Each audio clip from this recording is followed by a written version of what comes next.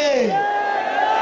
অন্তর্বর্তীকালীন সরকার এখনো যেই জায়গায় আটকে আছে, আমাদের সিন্ডিকেট গুলো ভাঙতে হবে।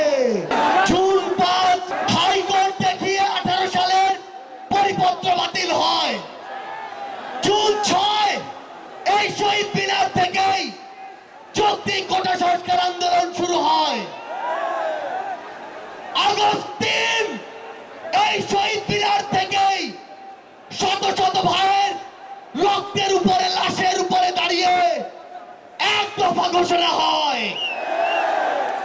আগস্ট 5 এই আগস্ট 5 বাংলাদেশের ছাত্র জনতার ঐক্যবদ্ধ লড়াইয়ে খুনি হাসিনা দেশ থেকে পালিয়ে যায়। ওই জুন 5 থেকে আগস্ট 5 যে লড়াই, সে লড়াই কি শেষ হয়ে গিয়েছে? আমাদের সংগ্রাম কি শেষ? আমাদের সামনে এখনো খুনিরা, খুনিদের দোসররা এখন উন্মুক্ত ভাবে চলাফেরা করে। যারা আমাদের ভাইদের হত্যা করেছে, ওই ছাত্রলীগ, যুবলীগ, আওয়ামী লীগের সন্ত্রাসীরা, তারা এখনো বিভিন্ন দিক থেকে আমাদেরকে দেখে আর মুচকি হাসে। এই খুনিদের বিচার হতে হবে কিনা? আমার যারা হত যোদ্ধা রয়েছে, শহীদ পরিবার রয়েছে, তাদের এই খুনের বিচার হতে হবে কিনা? আমরা অবিলম্বে অন্তর্বর্তীকালীন সরকারকে একটি আহ্বান জানাতে চাই।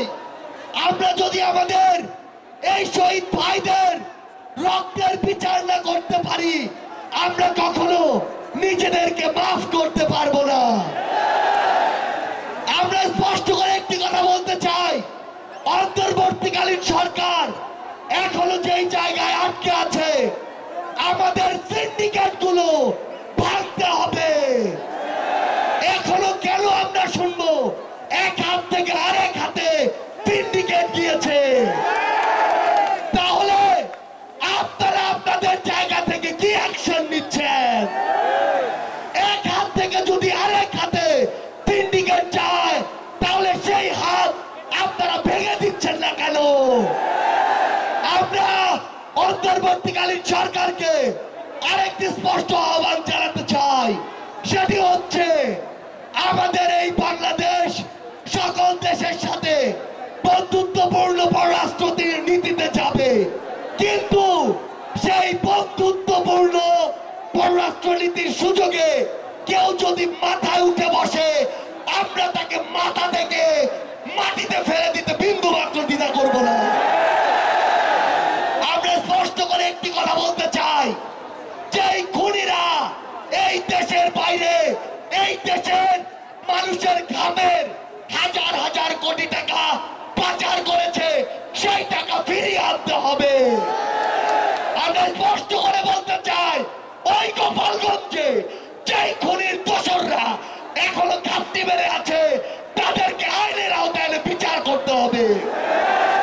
গোপালগঞ্জে এখনো কিভাবে আমাদের এই অভ্যুত্থানের যোদ্ধাদের উপরে হামলা হয়, আমরা প্রশাসনকে, পুলিশকে স্পষ্ট ভাবে বলতে চাই, পুরো বাংলাদেশে আমাদের এই যোদ্ধাদের, ফ্যাসিস্ট বিরোধী আন্দোলনকারীদের নিরাপত্তা যদি না দিতে পারেন, তাহলে ওই চেয়ারে কোন আইন শৃঙ্খলা রক্ষাকারী বাহিনীর বসে থাকার কোন অধিকার নেই। আমরা স্পষ্ট করে শুধু একটি কথাই বলতে চাই, আমরা এই অন্তর্বর্তীকালীন সরকারের কাছে আমরা এই গণহত্যার বিচার চাই।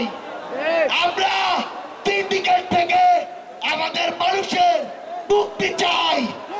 আমরা পাচারকৃত অর্থ ফেরত চাই। আমরা দ্রব্যমূল্য নিয়ন্ত্রণ করে মানুষের স্বস্তি চাই।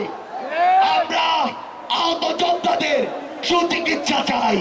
পরিশেষে শুধু একটি কথাই বলবো, যে শব্দ নিয়ে এত মানুষ রক্ত দিয়েছে, এত মানুষ জীবন দিয়েছে, যে কেউ সেই সচিবালয়ে বসে হোক, পুলিশে বসে হোক, অন্য কোথাও বসে হোক, যদি সেই শব্দের সাথে, স্পিরিটের সাথে বিন্দুমাত্র বিশ্বাসঘাতকতা করার চেষ্টা করে, তাকে এটাকে সমূলে উৎপাদিত করতে হবে।